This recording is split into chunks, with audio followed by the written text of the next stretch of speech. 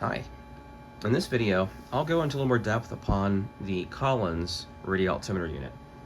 This is a 339H-2 unit.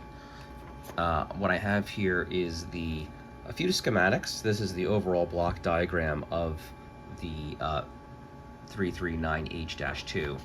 This is actually a -6 unit, but functionally they are very, very, very, very close.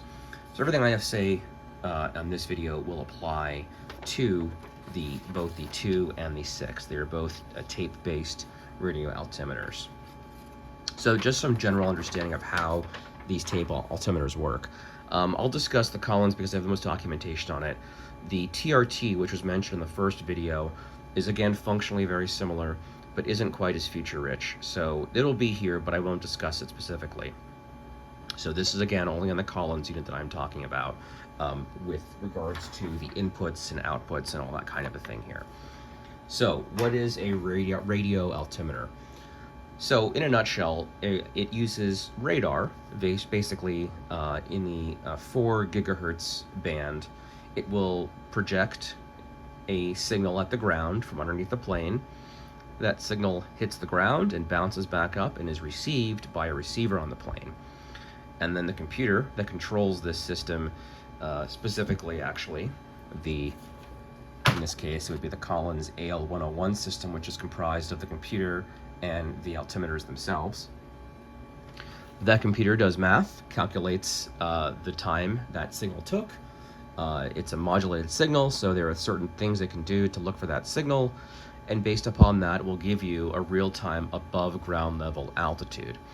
This is important because when you're coming in for a landing, you don't want to, you're reliant upon your barometric altimeter, because that may not actually correspond to your true altitude above ground level. You know, that may be set to local altitudes above sea level, not ground level. So you want a radio altimeter when you're landing because that gives you the true altitude of the airfield that you are landing upon. So that's why it exists. It also, as you saw here, relates to the ground proximity warning system. Since you're dealing with above ground level altitudes, it is important that you know if there's an obstacle or a terrain or something that you could possibly hit. So they tie the radio altimeter, again, the true altitude above ground level, to the GPWS, the ground proximity warning computer, so that you can have those 2 real-time data points fed to the computer, and you know really reasonably well what you're getting yourself into, as it were. One caveat to note, though, is that the GPWS radar and antennas only point directly downward.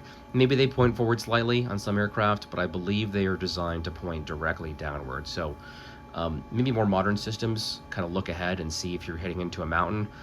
I believe that's a terrain awareness system. I'm not familiar with that. Maybe someone can correct me. But as far as the GPWS system, it looks at the ground more or less directly beneath the airplane, so that when you land, you are landing in accordance with what the computer thinks you're about to land on. That's where that comes into play. So that is the reason for radio altimeters. The other thing to note about them is that because they function specifically about ground level, they only function to about typically 5,000 feet. These function to 2,500 feet. You'll notice that the Collins has it marked right there. The TRT does not, but effectively above that is the maximum. So that's pretty typical of what you'll find in a radio altimeter, is that level. In fact, when you're about to come into a landing, this is the condition that you will see on your radio altimeters. You will see a blank strip because they don't kick in until you are at 2,500 feet, and that's where they're most important. So let's talk about how these things work specifically. The general overview, of course, was why they exist. You can tell, of course, that there is a signal that the computer is picking up and interprets as being an altitude signal. So that is essentially what it's doing. That's why these instruments are referred to as being analog. They take a voltage that is determined by that radar computer. That voltage is fed to these devices, and these devices use a voltage to altitude calculation that determines where this tape displays. Now, I don't have my multimeter visible right now, but when I put in 0.4 volts, so 400 millivolts, that equates to 0 feet. What you just saw a second ago was actually 0 volts. So 0 volts puts you behind, or puts you underneath the ground.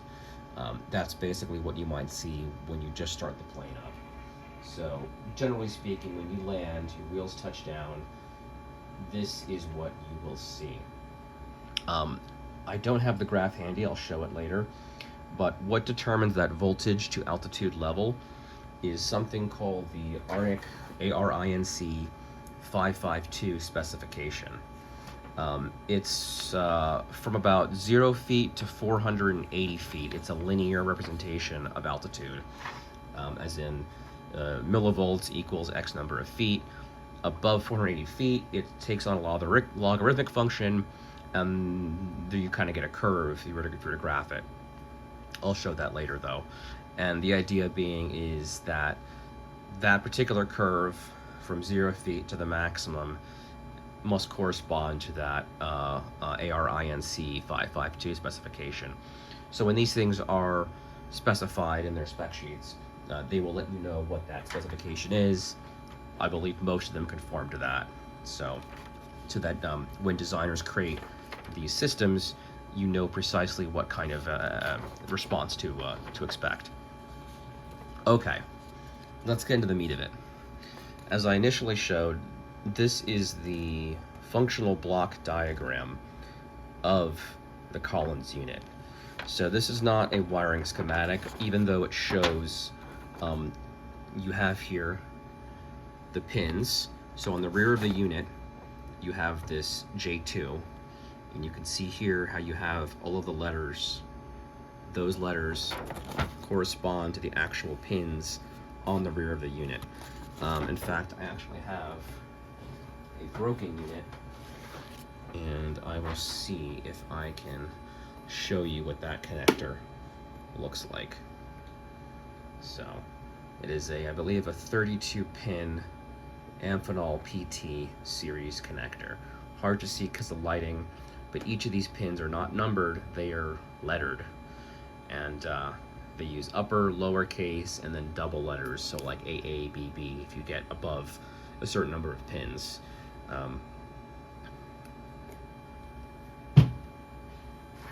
So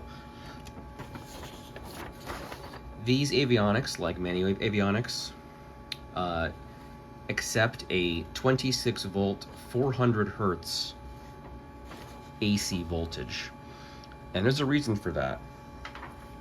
Traditionally, you use Synchros in your avionics. Synchros work on AC voltage only. Now there are, I believe, DC specific Synchros.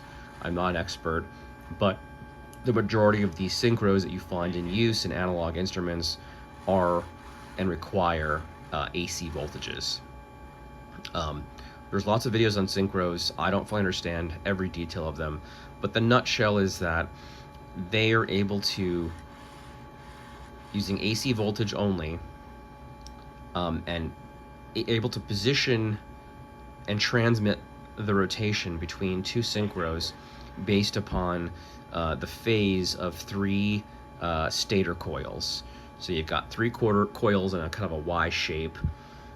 As the rotor rotates in the stator, currents are induced, and it's able to keep track as you pass around those stators, and that's what allows you to induce a current such that that is transmitted from one synchro to the other. I think that's the 10,000 foot view on how synchros work. But the bottom line is they require AC voltage because you can't induce a current without that flipping of the current. So that is why, for convenience, most avionics, including these two, operate on 400 hertz AC. And you can see here, let's find that. Those pins, we have pins A and B, 26 VAC, 400 hertz. You'll notice the H and C, that stands for high and common. Because with AC voltages, there is no plus and minus per se. It's just, it's send and return, high and low, basically. Just to elaborate on the voltage thing, the GPWS here functions on 28 volts DC. So aircraft will generally have a few different kinds of voltage buses. They'll have 5 volt DC, 28 volt DC, 26 volt AC, they'll have maybe 115 AC, for the gyros, things that require more oomph to get going. So you're going to have a lot of different electronics happening within an aircraft. But for the most part, avionics will function on 400 hertz, 26 volts. Some are 28 volts DC. It really just depends upon what the aircraft is, and what you want the aircraft to have as far as capabilities. This attitude indicator, because it uses Synchros, operates on 400 hertz, 26 volts AC. These two are both that. This is DC, and so on. Okay. So carrying on, that 26 volts AC is your main power. There is a DC power supply that will then convert those AC voltages into DC voltages for use in other parts of the avionic. There are certain flag warnings, and flag warnings meaning there is an orange flag that will pop out if there is a loss of a signal. So if that signal is lost, then you will lose, just like that.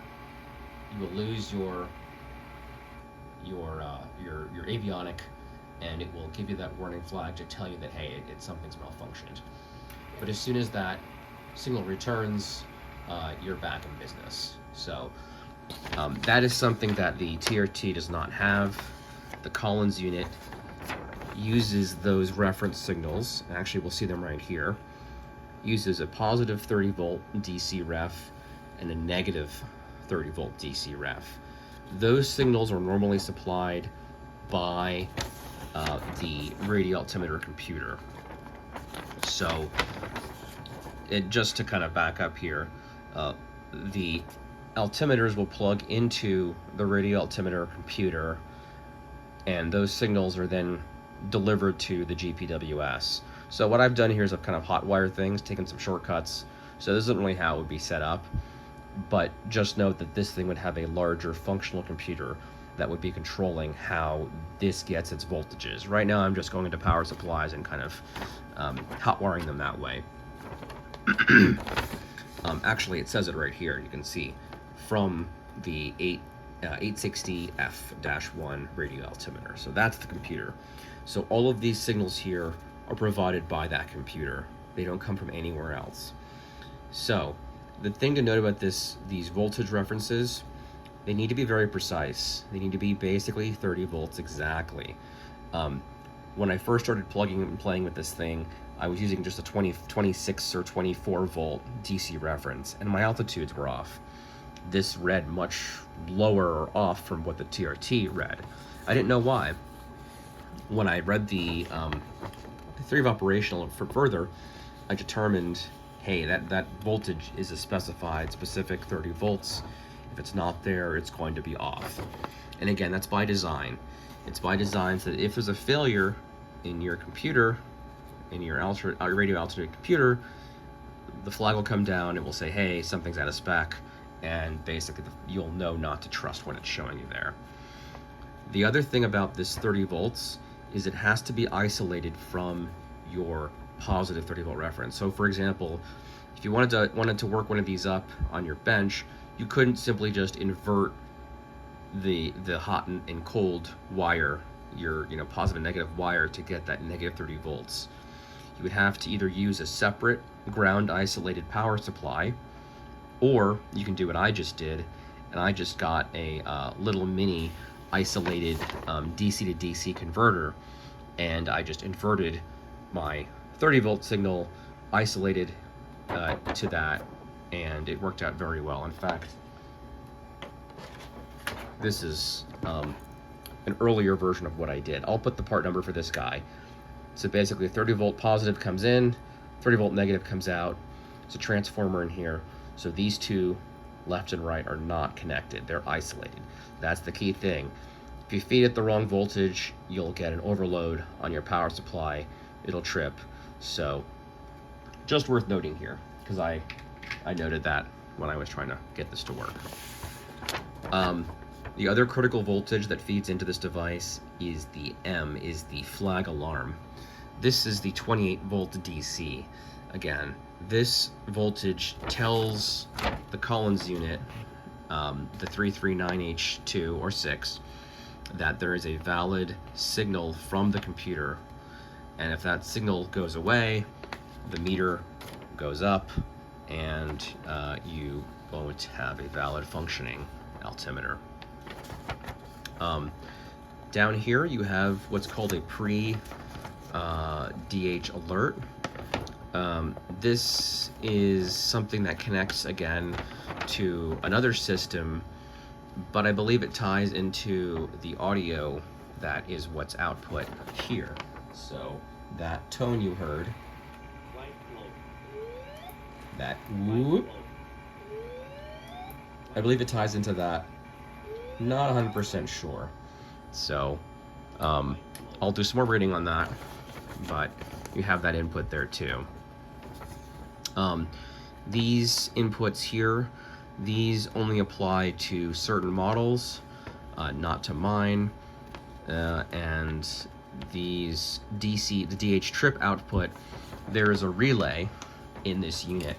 So when you actually go below your DH, that light that turns on here, that's also output to the rear of the unit, and you can use that to trigger a light. I did have it cooked up to this light, but this light is now malfunctioning, needing a new LED. So that's why that exists. You can also externally trip that signal from a different unit, external DH control, and then this shows you, again, functionally how it all ties together. These buttons on the front also function to test the system. And by the system, I mean the radio altimeter system. I have it wired up to test the GPWS, and we'll do that right now. Note the alerts, though, will be a little quieter, so that's by design. It's just to let you know that, hey, you're testing things, everything's actually okay. And this only works when you're at 0 feet altitude. You can't run this test in the air, again, by design. So here we go, here's the test.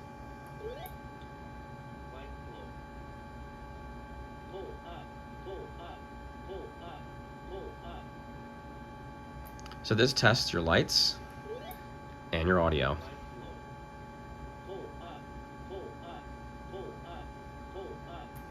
And I have these two units wired in parallel. So either switch will trigger those.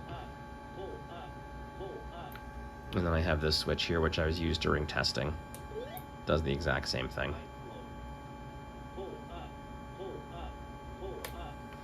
On the DH, it's worth noting, the little light that is right here, you can press it, and that will cancel.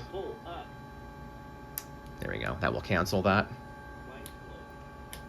So just one of those things, if you didn't want to be bothered by that light, just press it, and the light goes out. That's just so you can, again, reduce noise, nuisance in your cockpit. And so that's the basic functional diagram. There's a lot of things that happen behind the scenes. It's a fairly complex unit. In a nutshell, what it does is it uses a differential amplifier to compare your reference voltage to the voltage that is input from the computer. And if those voltages differ, it then uses that voltage, that error signal as it's called, to actually position the tape. So that's how it works. A DC motor is what actually drives this tape mechanism.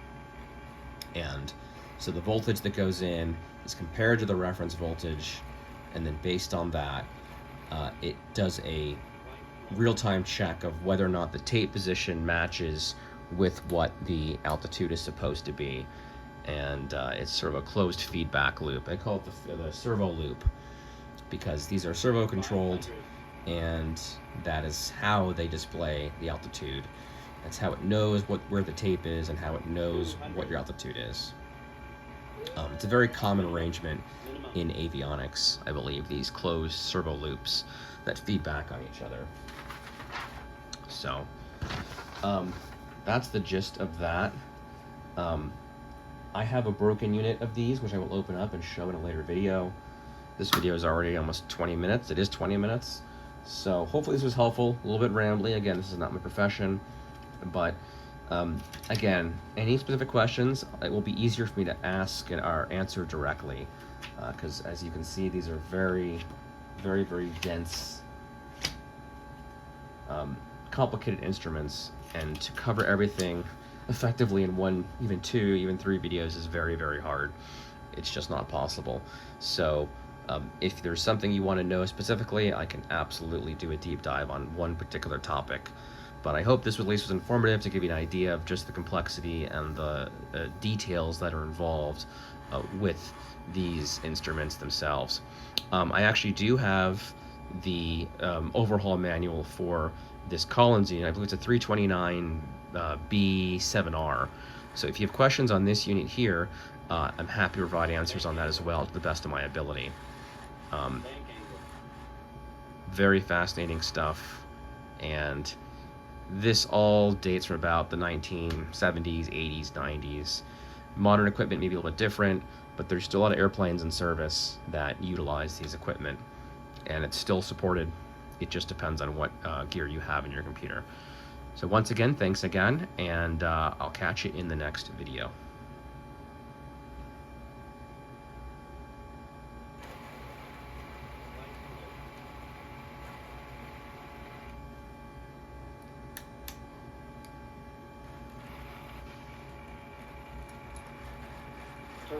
Terrain, pull up, pull up, pull up, pull up,